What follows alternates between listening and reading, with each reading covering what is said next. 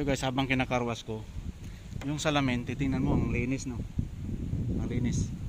Pero pagka basahin mo ng tubig yan, basahin mo ng tubig yan, nakarwas ko na yan, napunasan ko na, nasabon ko na. Pag pinasa mo yan ng tubig, tapos ganunin mo, maramdaman mo ang daming mga ano, hindi ko alam kung pintura, kasi color blue eh, patak-patak lang siya na maliit. Maramdaman mo na sobrang daming ano siya, hindi siya smooth. Ibig sabihin yan yung nakakasira ng wiper. Pag napabayaan natin to, lalala at lalala to, kahit nasabihin natin magpalit tayo ng bagong wiper, ganun pa rin.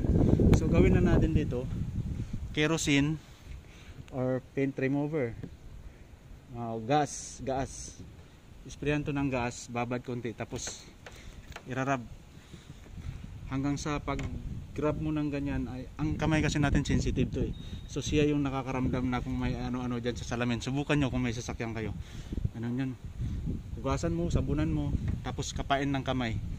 So maramdaman mo na pag hindi smooth, ibig sabihin may mga nakadikit dyan. Ito color blue, tapos parang pintura eh. Ito siguro talsik to, talsik. So yun lang naman. So para matanggal yan, kerosene or paint remover. Paint remover kasi masyadong mahal, kaya kerosene pwede na yan. Babad-babad, tapos rub lang. Matatanggal naman siya unti-unti, pero tsatsagain yan. So yun lang naman.